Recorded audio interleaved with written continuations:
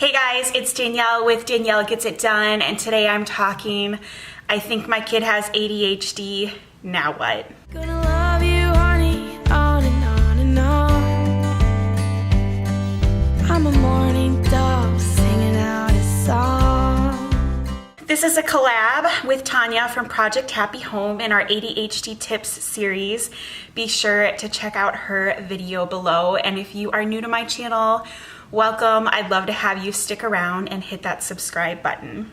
My son is 6 years old. He has ADHD, sensory processing disorder, and anxiety. And you know, I've been at this for maybe 3 years trying to figure it out. So I have 3 years under my belt, which is not a lot at all.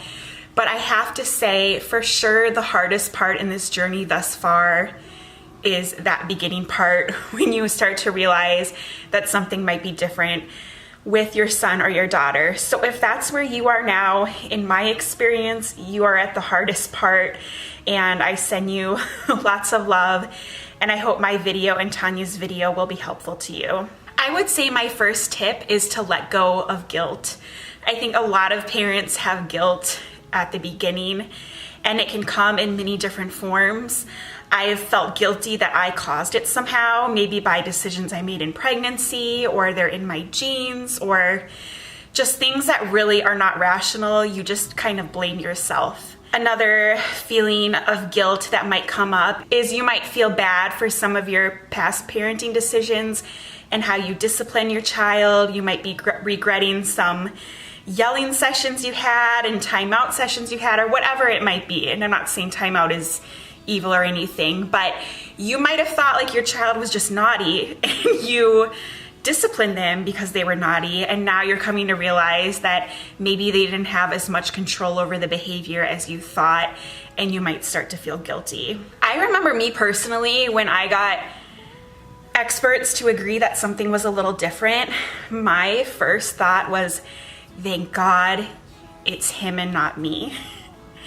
Which I hate admitting this because I feel horrible that I thought this, but I, this whole time, had assumed that I was just not equipped to be a good mother. I was having a really hard time, and I thought, like, why can't you mother your child? What is wrong with you? And when I found out that he had some things going on, I thought, oh, it's him and not me. And quickly after thinking that, I just felt so bad for thinking those thoughts and so guilty. And so I just wanted to mention those three things. I'm sure there's a lot of other guilty things that other parents feel. I think it's okay to feel them, but you need to let yourself off the hook and start anew and just move on. My second tip would be self-care. One of the first videos that Tanya and I did was a self-care video, so I will link that above and below. But I think self-care for any parent is really important. If your child has ADHD, it is even more important. And self-care is whatever it is for you. I think bath time and meditation is kind of like the most popular self-care things going around. And if that's you, that's great. That's actually personally me, but it can be a girls' night out every month. It can be taking yourself out for a movie. It can be shopping. Like, whatever you need to do to fill your cup, you need to make that a huge priority, because if your kid has ADHD, they have meltdowns and those meltdowns trigger you as a parent. And I've talked about this many times. It's just this vicious cycle where if you aren't calm and if your cup isn't full, you are going to react in a poor way, and that is only going to make your child melt down more, which is only going to make you have an adult meltdown, and it's just a vicious cycle. So you need to take care of yourself more than any other parent, and just don't feel guilty about it. It's not just about you, it's about you being a better parent because you've taken care of yourself first. Thirdly, find your people. And by your people, I mean other parents going through this, because I knew nobody going through this. And it is so scary and isolating to feel alone in this journey and to know no one who understands. You feel like a freak. and it's not a good feeling. And so reach out and find people. And so maybe you have that friend from high school who you've heard her son has ADHD. Reach out to her on Facebook. Or, you know, Tanya and I both have playlists. I found Tanya on YouTube when I was starting my journey, and she helped me so much. So we both have playlists. Check out the comments section. Find other YouTube mamas talking about this, because you are not alone. I promise you. I know it feels that way, but I promise you, you aren't.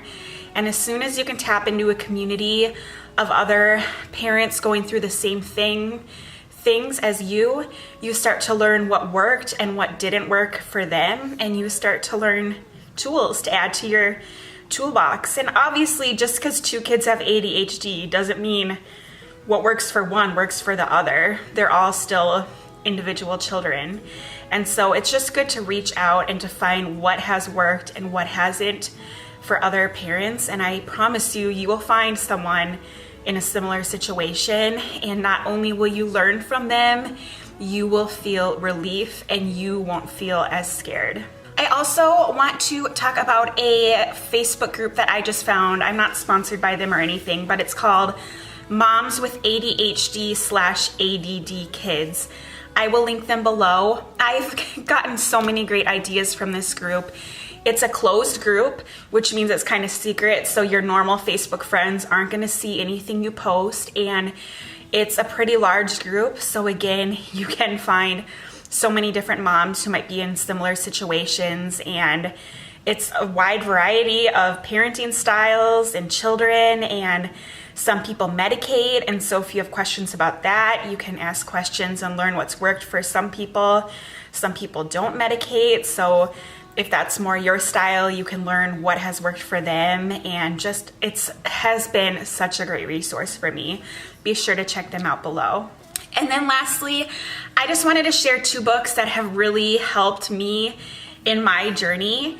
Neither of them is ADHD specific, actually, but I would also love for you to leave a comment below with books or a book that has helped you. I think it'd be really fun to get a growing list for everyone in the comments. But my first book is Peaceful Parent, Happy Children. And kind of like what I was saying before, it starts with self-care as the parent. You need to be calm, you need to be peaceful so that you can connect with your child.